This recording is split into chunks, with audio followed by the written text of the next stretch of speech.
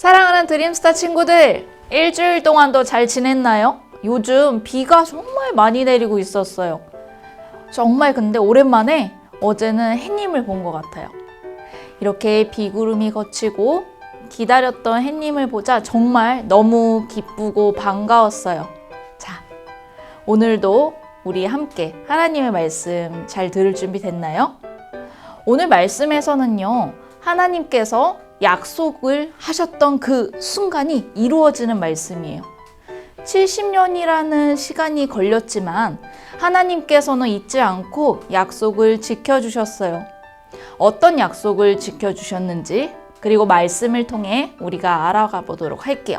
함께 큰 목소리로 에스라 1장 3절 읽어보도록 하겠습니다. 시작!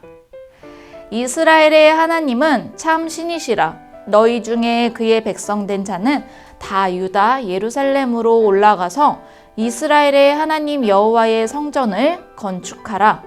그는 예루살렘에 계신 하나님이시라. 아멘. 계속해서 구약의 역사를 통해 하나님께서 하신 일들을 듣고 있어요. 친구들이 말씀을 들으면서 이야기의 이 흐름은 기억했으면 좋겠어요. 전도사님이 한번 쉽게 알려줄게요. 구약의 역사 중 분열 왕국이라는 시대가 있었어요. 이 말이 무엇이냐면요. 한 곳에 살던 이스라엘 백성들이요. 이렇게 둘로 나뉘어지는 북이스라엘과 남유다로 나뉘어지는 상황을 얘기해요. 서로 다른 지역에서 살아가다가 북이스라엘은 힘이 센 아수르에, 남유다는 힘이 센 바벨론에 의해 멸망되었어요.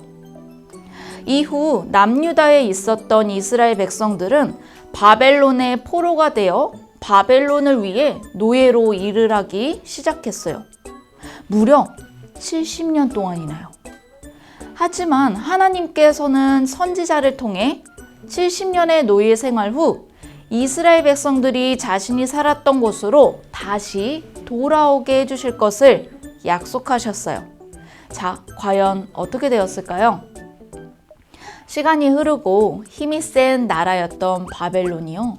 더 힘이 셌던 나라, 바사, 즉 페르시아에게 나라를 뺏기게 돼요. 그래서 이스라엘 백성들은 바사의 노예가 되었어요. 이때 바사의 왕은 누구였을까요? 바로 고레스 왕이었어요. 포로 생활을 하고 있던 이스라엘 백성들에게 고레스 왕이 명령을 내리게 되었어요. 어떤 명령이었을까요? 바로 이 명령이었어요. 하나님께서 나에게 예루살렘의 성전을 다시 지으라고 하셨다. 하나님은 참 신이시다. 하나님 백성은 다 예루살렘으로 돌아가서 성전을 지어라.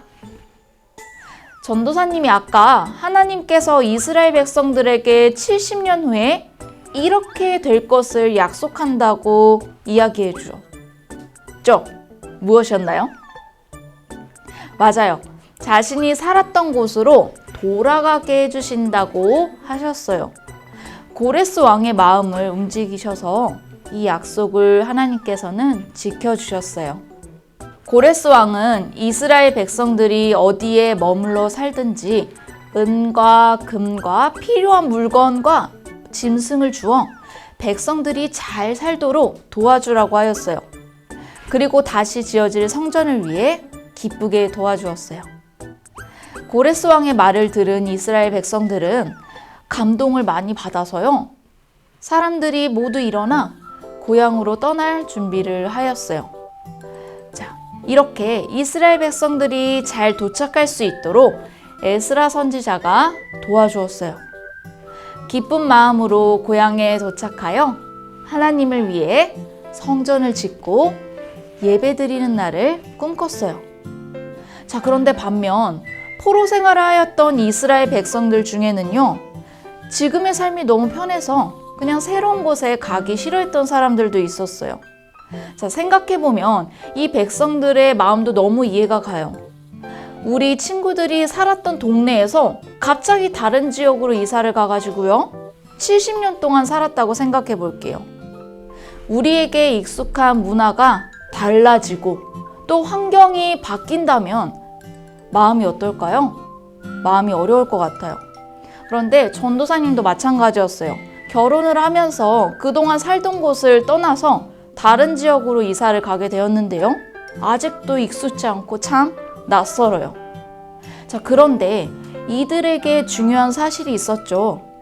하나님께서 약속해 주신 것, 바로 고향에 돌아가는 것뿐만 아니라 하나님께 예배드릴 수 있는 장소도 허락해 주신다는 거였어요.